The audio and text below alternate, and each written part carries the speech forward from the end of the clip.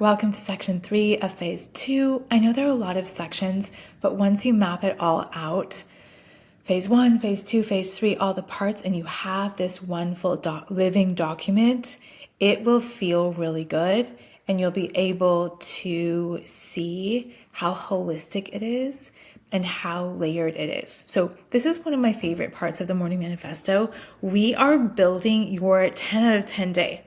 This is you looking back over data, not imaginary, but real data, and think about when you've had a great day, what was it about that day besides external events? Obviously, if something special happened, but on the inside, do you have a great day when you stay up too late? Do you have a great day the next day when you've gone to bed early, right? These kinds of things. So where everything comes together is in building your day. And we're going to be architects for a second and look at what are the ingredients for a day that feels really good to you. And the key is to you. All of this is custom because we're not made exactly like anyone else. We've already set goals across all of the different areas of your life. We've defined your values and virtues. And now we're going to build the infrastructure really. So if you could design a day where when you lay your head down on the pillow that night, you would score it as a 10 out of 10, no matter what happened in that day, what would it include? This is just a normal Tuesday, okay? It's a day that includes your work, your workouts, your family time, your meals, your wind down, all of it. What would it look like if every piece was intentional? And this is where the inner leader meets your morning manifesto, because obviously you'll need your inner leader to be really active and guiding you into doing this. But it's really good to have clarity, just like you talked about with goals with the RAS, the reticular activating system. If you're clear, you have a clear target on what works, your RAS will go to work trying to get you there, which is really, really cool. It's like built in for success. So when you reverse engineer your ideal day and then you start to live it, not perfectly, I maybe live mine 100%, very, very rarely do I do 100%, but I aim for it. The goals almost take care of themselves because what you do inside your day is going to be connected to your goals. The goals become the natural byproduct of the woman who's living in alignment with her virtues and her values every single day. So you're starting to see where it all kind of maps together. You don't have to chase your goals as hard because you're already living a day where it's easy to achieve them.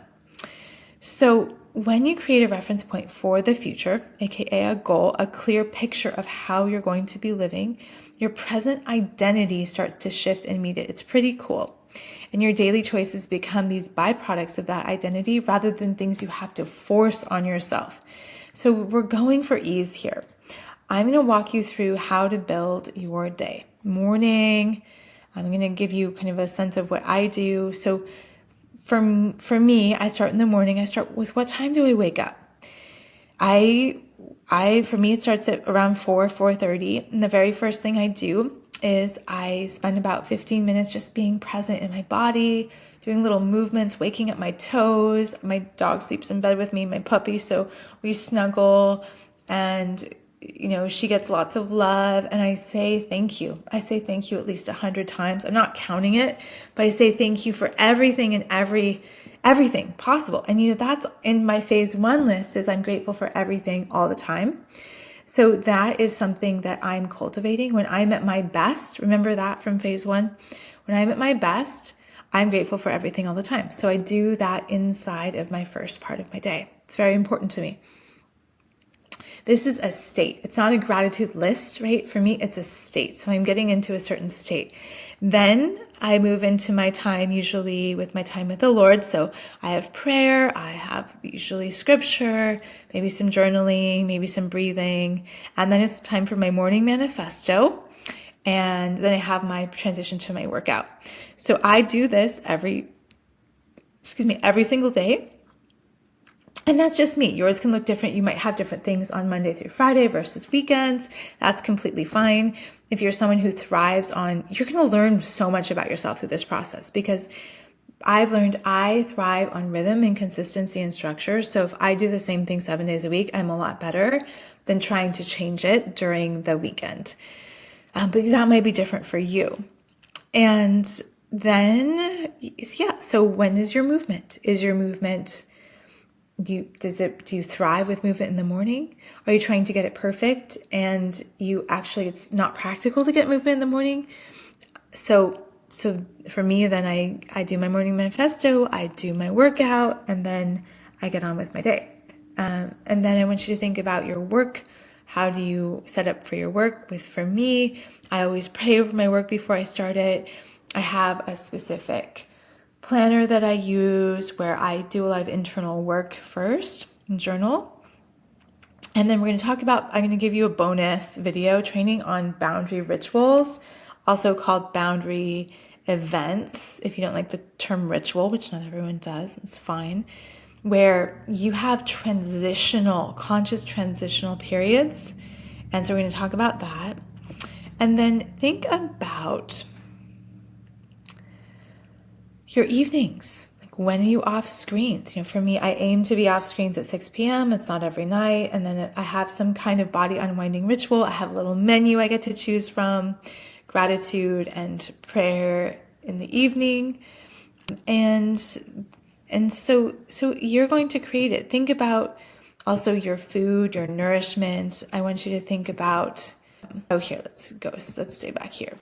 I want you to think about, like, when do you eat? I tend to eat at the same time of day. Again, I'm a rhythmic creature. I thrive when I don't have to make too many decisions. Part of that, though, is for me, my work life, I'm my own boss, right? I make every little decision, big decision about my work life. And so and if you're a creator, if you're an entrepreneur, if you're a founder, you have this too. I get decision fatigue.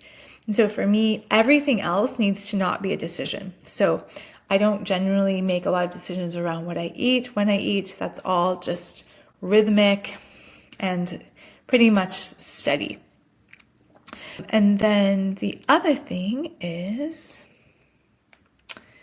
you might also look at your circadian rhythm. When do you need sunlight? I always get out for a walk before I work. So in the morning sunlight, the midday sunlight, get some midday sun, and then the evening sunlight before bed, or before sunset, I should say. And then how do you unwind? What's the best way for you to unwind, and what's realistic in your life? And then you set it up. And if you feel like you don't have time, you might also start pruning back some things. Like, some people say they don't have time for this, this, and this, but then they have time, to eat ice cream for an hour with Netflix, or to scroll on their phone. So think about all of that. And then I want you now to create your 10 out of 10 day from wake until sleep. Think about transitions. Think about when you move. Think about light. Think about a day where it could be hard, but if you have these things in place, you're still going to feel really, really good. And I want you to kind of think about it as far as you. So the examples I gave were for me. Some of them may resonate, some of them may not. But what is necessary for me to score a 10 out of 10 on my day? What do I need to have? I want you to start with that journal prompt and let things flow, and then write it out from first moment of the day till the end. Include things that feed your soul, not just feed your productivity, but really feed you. Include the transitions. So boundary rituals, boundary events. How do you transition? This is such a powerful moment. And again, there's a bonus training in here on that, so you can check that out. Once you've written this, you'll have a blueprint. You'll have a perfect blueprint for what a great day looks like. And then when things go sideways in your day, you still have this. So maybe a day that would have been a 1 out of 10, it's still a 7 out of 10 because you've had this. And so let's bring all this together now. I want you to just look at all this from phase 2. You have your goals, specific, organized, clear, right? You're really clear about them. They expand you, they stretch you. You have your values and virtues, your personal compass. And then you have this structure that is your 10 out of 10 day, a daily container that makes the rest of it feel sustainable and makes you feel like you are in charge of your state, which is such an empowering feeling to have. So your homework is to write your goals, write out your values, write out your virtues, architect your 10 out of 10 day, and be specific. Include transitions, nourishment, wind down, presence. And then I want you to add that to layer 1. And I'm so, so proud of you for doing this work. This is a lot of work to put this together. But once you have it, it's going to create such stability in you where you never drift off. Like you don't drift very far off from who you're becoming, from what you really want. And I'm really excited to see how this goes.